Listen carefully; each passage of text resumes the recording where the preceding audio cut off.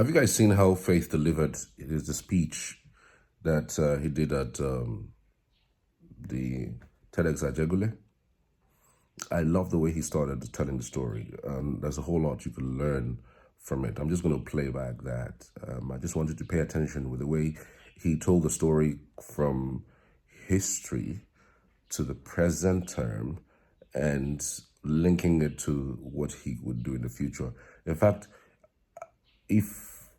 if I don't know that he has a background in medicine, I would say that he is a professional storyteller.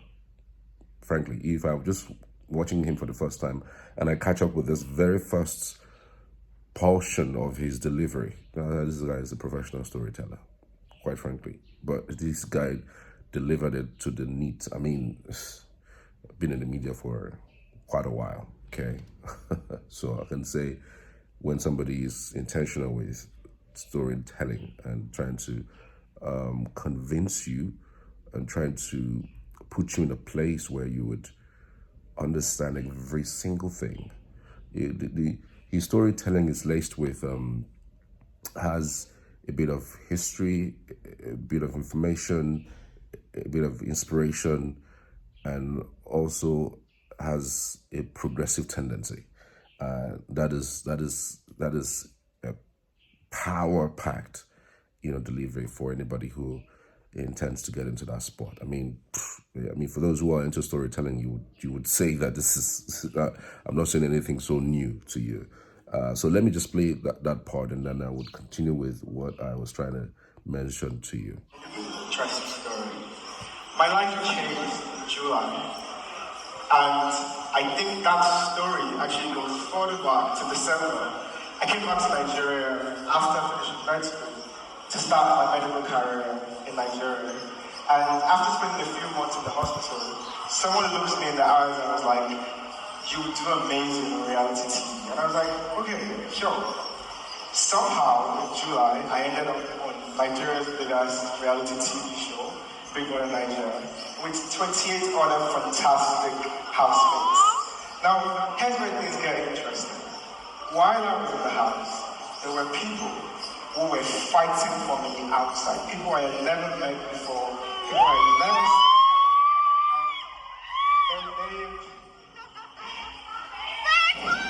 They are called the faithful.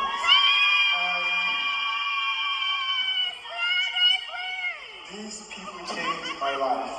But apart from the fact that they changed my life, I heard stories from people among them. And one of those people is someone called... Wow. See,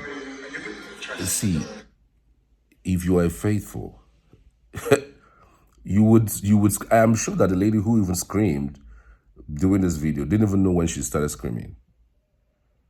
She didn't even know, like, the thing hit her so much. Like, she didn't know how the guy just linked the story to the faithfuls who stood by him and gave him all. I mean, you can't predict his storytelling. You cannot predict what he's about to say. He started out being this history that came back to Nigeria in December. By July, somebody just told him, you do well in TV, reality TV, and they say, so okay, let's get on it. Let's see what it does. And then you didn't know that people were fighting. Like, how in the world was he thinking? I never thought, in fact, following him on that line of thought, I was just thinking that he was just going to go straight to, his medical career and how he got into Big Brother, of course, and then start telling the story about breast cancer. But the way he knitted the faithfuls into it, and it was so effortless. People will go to this TEDx thing and go to do some scripting. After doing scripting, do some, regurgitating and cramming. And this guy tells a story out of the blues, like out of nothing. He tells a very fantastic story. I need to play this back this because there's several layers I want to touch on. so that I don't miss my train of thought. There are several layers I want to touch on, so that maybe when I play, I'll pause it and then I'll say a thing or two, because there are several layers that's on this just 1 minute 12 seconds line that I would really want to touch on. My life changed in July, and I think that story actually goes further back to December. I came back to Nigeria after finishing med school to start my medical career in Nigeria. And after spending a few months in the hospital, someone looked me in the eyes and was like, "You do amazing in reality TV." And I was like, "Okay, sure." Somehow in July, I ended up. Okay, so somebody told him that he could do well in TV reality or reality TV. For somebody who's a doctor, I mean, you'll be wondering, why am I going to TV to do reality TV? What was that? I remember he has always said that the reason why he got into medicine was because he had an accident while he was quite young, and that accident completely changed his life. People died in the accident. There was a woman who was bleeding, and he was helpless. He didn't know what to do, and that was the day he changed his mind about, or he said to himself that he's going to become a doctor because he didn't want to be helpless, especially as it concerns saving up lives. Now, one would have thought, why would he be thinking about going to TV? Somebody just mentioned it. I'm sure it would have been very casual. Oh, you do well in reality TV. And for a doctor who's very busy, of course, we know how busy doctors are. You know how workaholic that it can be. You know how, how the numbers that we have in terms of doctors are so small that we don't want anybody to start trying to get distracted from the job of being a doctor in Nigeria. And we also know that if he wants to work abroad, it's one hand. He's already somebody who studied in America. So why in the world wouldn't he be taking that? But then he took an opportunity that is the most unlikeliest for a doctor to take. Because and I know a doctor will say, why am I going to a reality TV show? Go there to waste my time for 2 months, or go there to have fun. An average Nigerian doctor or even a foreign doctor would not fancy going to Big Brother house. But that's the truth. That's the truth. Go there to do what? I mean, people are making monies, are making coins, are making cheese, with the profession of being a doctor, and you are going to Big Brother house to do what? But he took it and wanted to make fun. Remember, he also said that he wanted to go there and have just fun. Let it just be a getaway. But then again, he knew that he was going there for a competition. It's a game. He must have to play the game to win. And he had that at the back of his mind. Took a loan and got into the house. So I needed to try to apply this in your life. That you don't stay too comfortable in your space. I know that sometimes you can be so overwhelmed with your job, with your work. I mean, who is not overwhelmed with their work and with their job, really? I mean, even doctors, nurses, drivers are overwhelmed with their work. But even in that overwhelming score or overwhelming thoughts or side of you, how about you try a little bit of something different? Don't be too comfortable with your profession. That's the word. That's where I'm headed. Don't be too myopic to the point that you hold on to this thing. This is what I want to be. This is what I have gone to study, and I'm sticking to it. If it's not this, I'm not going to go there. I'm not going to go any other place. Staying in one lane and being comfortable in your lane sometimes is not the best thing for you. Expanding your horizon now, as it stands right now, this guy, Faith, can do a whole lot with the platform that he has right now. He doesn't have to work for anybody. He doesn't have to say travel in Jackpot to go and do his platform alone. If he says he doesn't even want to come out, he will make money by sitting in his house. Sit down. He has bought his sets of content creating machine. Face it and do content on health, because you are a certified doctor.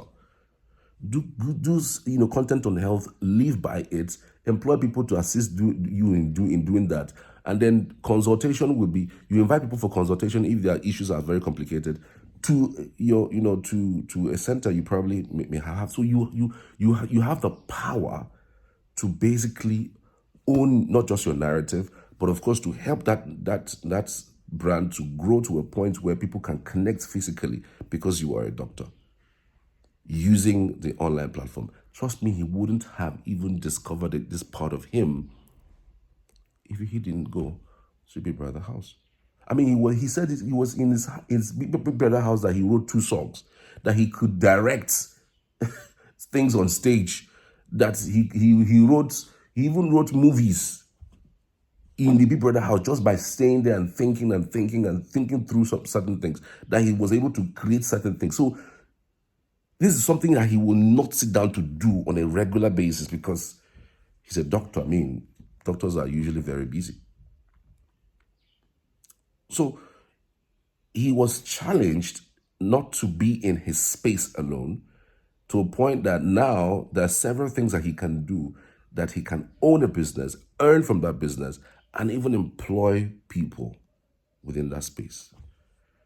Gosh, how much more do you want to hear about this guy to think that this guy is not even a genius? So let's continue on that storytelling. I ended up on Nigeria's biggest reality TV show, Big Brother Nigeria, with 28 other fantastic housemates. Now, here's where things get interesting. So he acknowledged that the other housemates are fantastic. I really have not heard any of the housemates say that the other 28 housemates are fantastic. Hardly would you hear that. To tell you that this guy has no bad blood. He knew that the game period was a phase, and that the phase is all over. And every other person that got up to that particular point, had a fantastic time with them. Had their moment, and he has also said that they will do well. But I don't think there's any other housemate that have actually acknowledged this fact. He's the only one who keeps saying that everybody's going to do well, but other housemates would stop at nothing to throw tantrums. There were people who were fighting for me outside. People I had never met before. People I had never seen.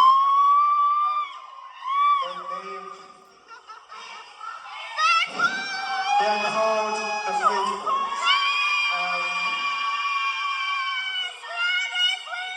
These people changed my life. But apart from the fact that they changed my life, I heard stories from people among them. And one of those people is someone called. That was how he linked his breast cancer thing.